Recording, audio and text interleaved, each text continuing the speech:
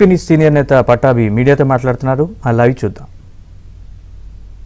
ప్రయత్నం రాష్ట్ర ప్రభుత్వం చేస్తే అన్ని రకాలుగా వాళ్ళకి భోజన సదుపాయం కానివ్వండి, మంచినీళ్ళు కానివ్వండి, పాలు కానివ్వండి, వాళ్ళకి ఫ్రూట్స్ కానివ్వండి, నిత్యావసర సరుకులు కానివ్వండి, బియ్యం కానివ్వండి, అన్ని రకాలుగా కూడా ప్రభుత్వం వారిని ఆదుకుంటే ఈ రోజున గత 5 సంవత్సరాలలో ఏ రోజు కూడా ప్రజల కష్టాల్లో ఉంటే తాడేపల్లి కొంప దాటి బయటికి రానటువంటి ఆనాటి రాష్ట్ర ముఖ్యమంత్రి చొక్కా కూడా నలగకుండా, ప్యాంటుకి రవ్వంత బురద కూడా అంటకుండా హెలికాప్టర్లో గాలిలో చక్కర్లు కొట్టినటువంటి ఈ రాష్ట్రం ఆనాటి రాష్ట్ర ముఖ్యమంత్రి జగన్ రెడ్డి, ఆయనకి చెందినటువంటి ఈ రోత పత్రిక వాళ్ళు రాసేటటువంటి రాతలు ఏం చెప్తా ఉన్నారండి?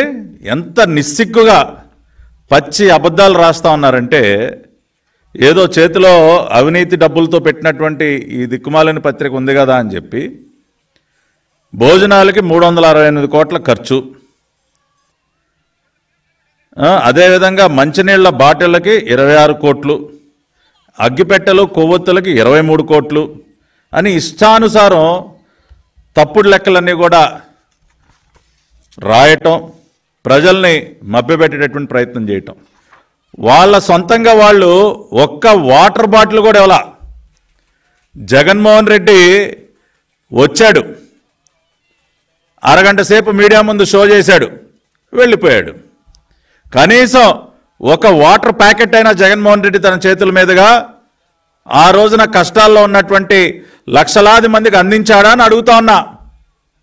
వైసీపీ నాయకులు ఎవరైనా ఇదిగో మేము ప్రతిపక్షంలో ఉన్నా సరే ప్రభుత్వానికి సహకారంగా మేము కూడా మా వంతు సహాయం మేము చేస్తామని చెప్పి ఏ వైసీపీ నాయకుడైనా ఇంటింటికి వెళ్ళాడా?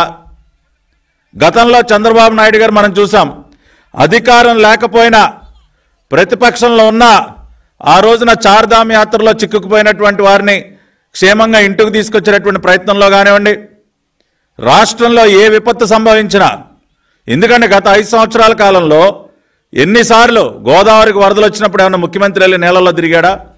ఆ రోజున స్వయంగా చంద్రబాబు నాయుడు గారు వెళ్ళారు. ఆ బోట్లో నాకు ఇంకా గుర్తు, పడవల్లో ఆయనతో పాటు మరి సీనియర్ నాయకులు అందరూ వెళుతుంటే ఒక పడవ బోల్తా కొట్టింది. ఆ రోజున అనేక మంది సీనియర్ నాయకులు నేలలో పడిపోయారు. అయినా సరే ధైర్యంగా మళ్ళీ వాళ్ళందరినీ సురక్షితంగా బయటికి తీసుకొచ్చి ప్రజల దగ్గరికి మనం ఎట్టి పరిస్థితుల్లో వెళ్ళాలని చెప్పి ప్రాణాలకి తెగించి పనిచేసినటువంటి నాయకుడు నారా చంద్రబాబు నాయుడు గారు.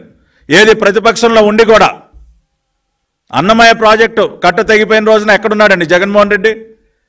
అందరికంటే ముందుగా వెళ్ళింది నారా చంద్రబాబు నాయుడు గారు. సహాయాన్ని అందించింది ఎన్టీఆర్ ట్రస్ట్. ఆ రకంగా మేము చేసుకుంటూ వస్తే ఈ రోజున ప్రతిపక్షంలో ఉన్నటువంటి వైఎస్ఆర్ కాంగ్రెస్ పార్టీ ప్రతిపక్ష హోదా కోసం కోర్టు మెట్లెక్కినటువంటి ఈ పులివెందుల శాసనసభ్యుడు జగన్మోహన్ రెడ్డి ఏం చేశాడు? ఏ రకంగా సహాయాన్ని ప్రజలకి చేరవేసే ప్రయత్నం చేశాడండి? చెయ్యాల్సింది చేయకపోగా ఇన్ని విషపురాతలా? ఇవాళ అందుకునే వాస్తవాల్ని ప్రజలకు తెలియజేయడం కోసం వచ్చాం. ప్రభుత్వం ఎంత సహాయాన్ని అందించింది, ఎంత ఖర్చు చేసింది, చివరి అంకె వరకు కూడా పూర్తి వివరాలు మీకు అందించడానికి ఈ రోజున ఈ ప్రెస్ కాన్ఫరెన్స్ పెట్టడం జరిగింది. ఇవాళ ఈ దిక్కుమాలని పత్రికలో ఏం రాస్తా ఉన్నారండి? ఈ వైసీపీ ఈ జగన్ గారి దొంగల ముఠ మీడియా ముందుకు వచ్చి ఏం వాగుతా ఉన్నారు? భోజనాలకి 368 కోట్ల ఖర్చు అంట. ఇక్కడ ఒక విషయం చెప్పాలండి. అసలు మొత్తం వరద సహాయానికి సంబంధించి సివిల్ సప్లైస్ ద్వారా అందించినటువంటి సరుకులు అవి కాకుండా మిగతా ఖర్చు అంతా కలిపి 139 కోట్ల 75 లక్షలండి.